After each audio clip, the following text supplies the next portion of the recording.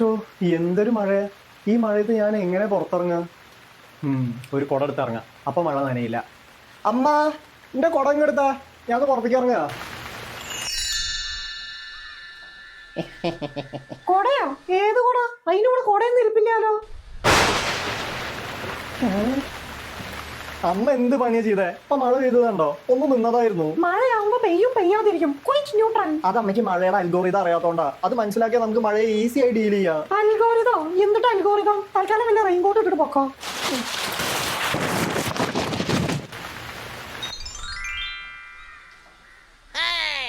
ആഹാ, നിന്നല്ലോ. എന്നാ പിന്നെ ആ റെയിൻകോട്ട് അഴിച്ചു വെച്ച് പൊക്കോ. അഴിച്ചാ പെയ്യും, അതാ അൽഗോറിതം. ഇവനിതെന്ത്? അതെന്താ ഈ മഴയുടെ അൽഗോരിതം?